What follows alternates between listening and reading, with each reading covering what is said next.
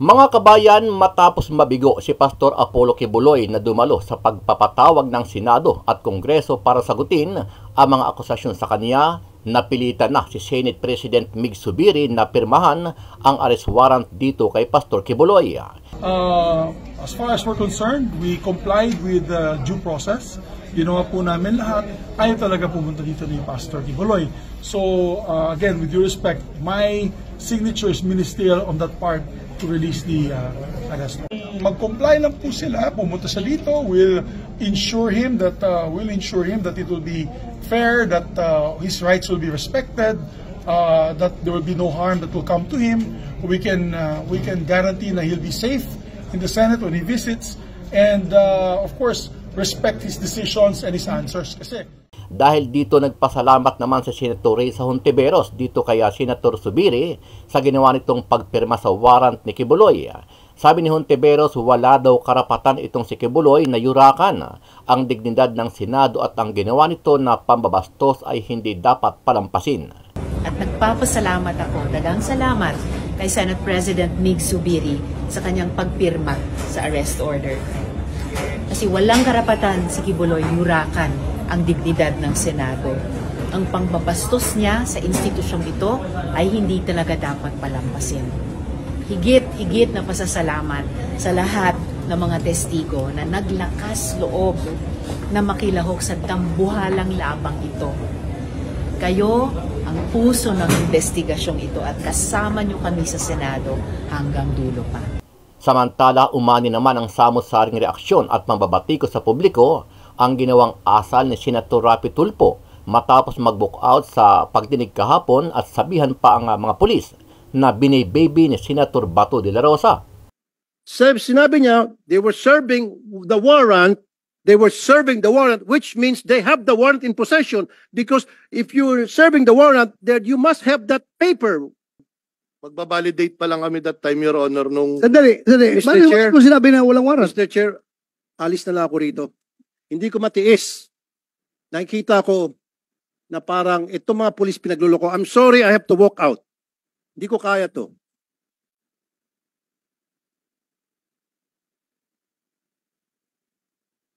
Agad naman na sinagot ni Senator Bato itong si Tulfo at sinabing hindi niya kinakampihan ang mga pulis kahit naging PNP chief siya at naging tauhan niya ang mga ito noong nakaraang administrasyon.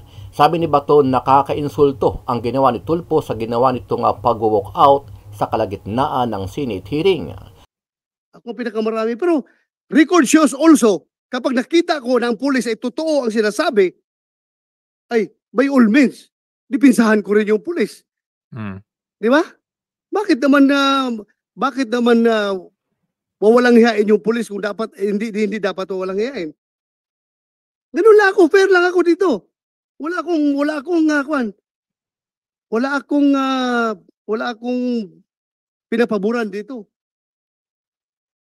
The most insulting action is for that kasama mo dito, mag-walk outan ka. Ano ang masasabi mo dito, kabayan? Sa iyong palagay, tama ba ang ginawang pag-walk out ni Senator Tulfo at sinabing binibaby ni Senator Bato ang mga pulis? Sama-sama nating panuorin ang buong video at pakicomment nyo po ang inyong mga reaksyon at sariling opinyon.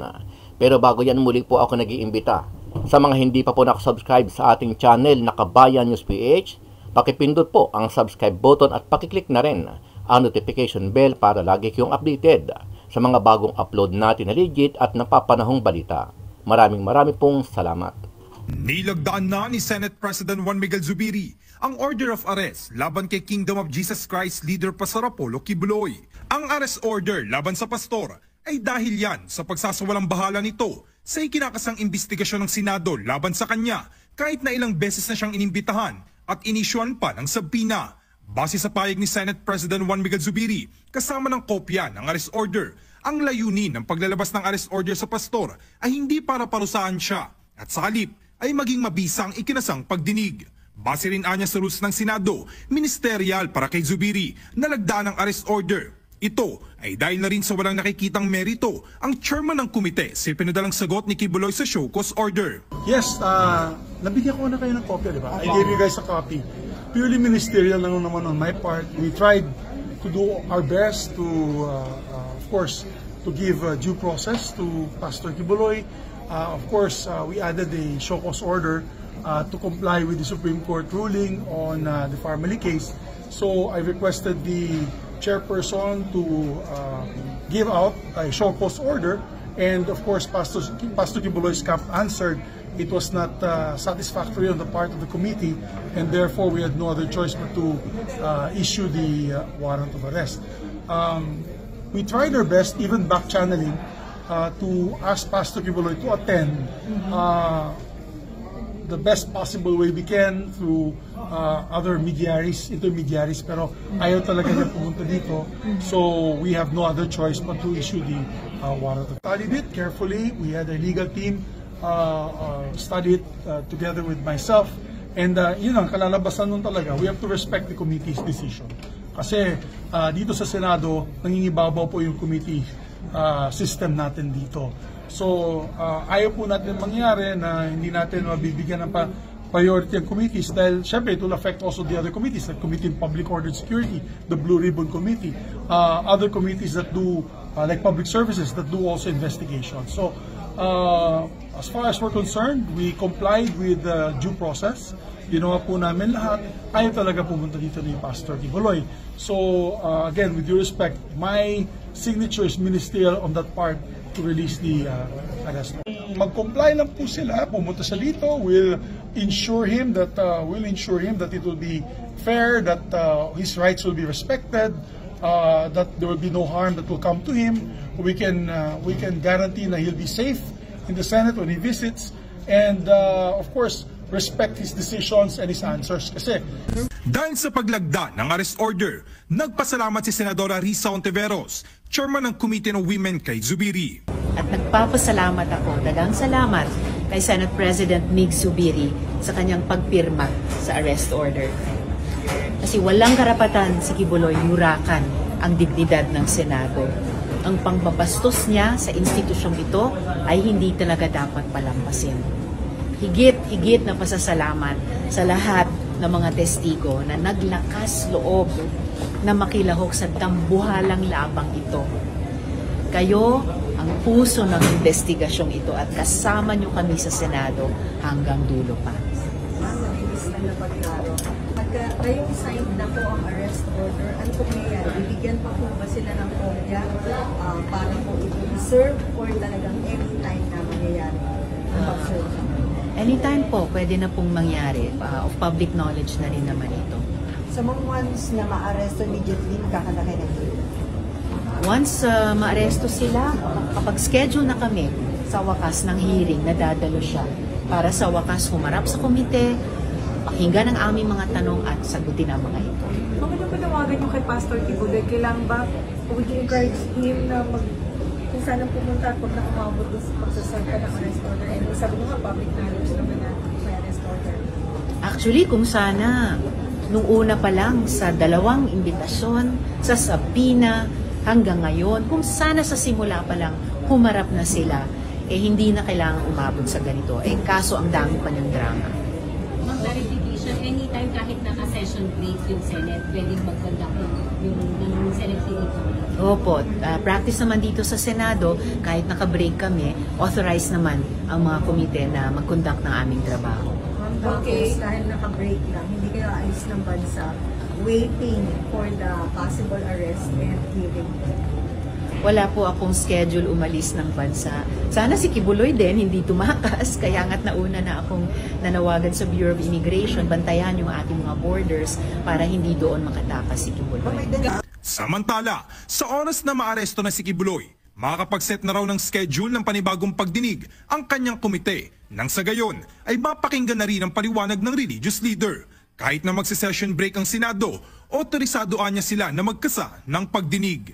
Chairman, yun na, very clear na dito, established na rito na nung last hearing, we were all here, at sinabi nila, they were serving warrant. Remember? Meron Yes, hawak na warrant. Sinabi nila. Sinabi nila. Hindi na sinabi na may hawak silang warrant, ha? They were serving warrant. Ang sinabi nila dito. Nagsabi ba kayo na hawak yung warrant? May dala kayong warrant? No, they said they were serving warrant. Nag-serve kayo ng warrant, di ba? Operation? Yes, Your Honor, magsaserve po kami nun. Pero hindi, O, ano isi-serve nyo kung wala kayong dalang warrant? with due respect, Your Honor, lahat po yun ay documented from pag-alis namin. Actually po, planned operation dahil po pinlano po namin yun, naka-logbook po yun, naka-blatter. At O, so, naka-blatter, na lalakad kayo, mag-serve kayo ng warrant? Yes, Your Honor. So dito nagsasalita si Senator Bato, ano, magbabat-in na naman, papasok na naman si wala pa sigurong 20 seconds, babat-in na naman. Your Yung Honor, blatter, saan yung blatter na yan? Ayan na, ayan na. part po yun sa mga sinabit Okay, namin na ayan na naman, ayan na naman, Mr. Chair. Palagi natutulas, magsaserve sila ng warrant. At again, kumukontra naman sinasabi ni Colonel Arnedo, yung kanilang PD, na walang warrant dahil sila ay nagkikasing lamang. Again, hindi na naman tumutugma. Ang daming hindi pagtutugma-tugma. Covert operation, hindi, hayaan mo siya magsalita. Let him speak. Do not stop him. Isa ka pa. See? Grabe, no? Parang mga estudyante lang. Sandali, hindi. I'm not talking to you, sir. Colonel po. You see? Sinabi niya, they were serving the warrant. They were serving the warrant, which means they have the warrant in possession. Because if you're serving the warrant, then you must have that paper. Yes, dapat. Kaya nga, di ba? Simple English. They were serving the warrant. So, merong hawak sila. So, saan ang warrant nyo at that time? Bakit hindi kayo nagdala ng warrant? According to your dala po ng warrant officer. Karating ni Senator Robin, tinapik si Senator Tulfo at saka Senator Bato. Your Honor, ako po yung sinasabi lang hindi may dala, pero yung warrant officer ko po ay meters lang po ang layo sa akin. So, ang punto ng pulis, dala nila yung warrant pero iba yung may dala. Tapos, hindi naka-uniform yung iba sa kanila kasi nga covert operation. warrant officer nyo, the time? Police Corporal Joel Dicen po, Your Honor. Ikaw?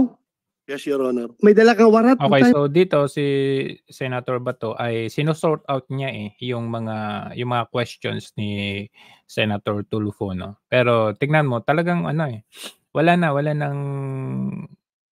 nang paniniwalaan dito si Tulfo, tignan niyo. Time na yan? Nasa bulsa ko po, Your Honor, kasi po magsaserve po kami ng warrant of arrest. Kaya nga, paano kayo magsiserve kung walang warrant? So dala-dala yung warrant? Dala po namin, Your Bakit Honor. sabi mo na walang warrant? Magbabalidate pa lang kami that time, Your Honor, nung... Sandali. Mr. Chair. Bakit mo sinabi na walang warrant? Mr. Chair, So ang punto, i-validate nila kung tama yung subject. Maaring ganun. We don't know actually. We're not police. Senator Tulfo is not a policeman. Diba? alis na lang ako rito. Hindi ko matiis. Nakikita ko na parang itong mga pulis pinagluloko. I'm sorry, I have to walk out. Hindi ko kaya to. Okay, magwa-walk out. Ito naman si Senator Robin. Kararating mo lang, di mo alam yung pangyayari. Sinundan ba na? Para ano? Yan mo siya. Magmaktol na parang bata. Dahil patuloy tayo, tuloy.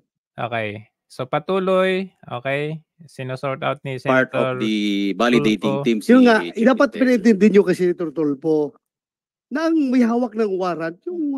Dapat pinaintindi. Ito kasi ang konteksto niyan. Mga pulis yung mga yan eh. So, si Senator Bato, naiintindihan niya yung paano yung proseso kasi galing siya sa pagka-pulis. Ito namang si Tulfo, paano niya maintindihan kung wala pang 10 seconds, wala pang 5 seconds, but nagbabat-in na. So, hindi niya talaga maintindihan yung proseso or yung style, yung covert operation, yung pagdala ng warrant of arrest. Hindi niya talaga maintindihan kasi hindi siya pulis. Ngayon, sa isang balita na panood natin, dito kasi wala eh. Hindi sinabi dito yung... Warrant officer. Sinabi ni Tulfo na parang sinabihan niya na binibaby ni Kaya pala merong sinabi itong si Senator Bato na hindi ko sila binibaby, sabi niya. Pakinggan natin itong ni Diba? Senator Tulfo. Fair lang tayo dito. Fair. Yan. Kaninong komite, pinakamarami na contempt na police at saka mga witnesses. Ako. Kaya wala ko pakialam kung sino kayo, kung dati ko kayong tao, basta kamali kayo, mamalasing kayo sa akin. Pero pag kayo naman gumagawa ng tama, hindi na ako papayag na wawalang hiyain kayo. Di ba? Fair lang tayo dito. Fair. Ayaw kong sabihin, porque dati akong pulis, bibibihin ko kayo? No. Record show. sinabi yan ni Senator Bato. Hindi natin makikita dito sa video na 'to, pero doon sa isang balita, naipakita doon kung saan sinabi ni Bato ay Senator Tulfo na, ngayong bini-baby kayo ni Bato, tapos biglang nag-correction si Senator Bato, "Correction na, hindi ko sila bini-baby," sabi niya. 'Di ba? Biruin mo mayroon gano'n ng judgment itong si Tulfo kay Senator Bato. Grabe maka-judge Those, kaagad, bini-baby and na agad. record will vindicate me na ako ang pinakamaraming pinakulong na pulis dito sa Senado. Ako ang pinakamarami. Pero record shows also, kapag nakita ko na ang pulis ay totoo ang sinasabi, ay by all means, dipinsahan ko rin yung pulis. Di ba? Bakit naman wawalang hiyain yung pulis kung dapat hindi dapat wawalang hiyain? Ganun lang ako, fair lang ako dito. Wala akong pinapaboran dito. The most insulting action is for that kasama mo dito, mag-walk outan ka. Totoo yan, exactly. Hindi ko maintindihan kung ano yung meron kay Tulfo. Anyway, that's his prerogative.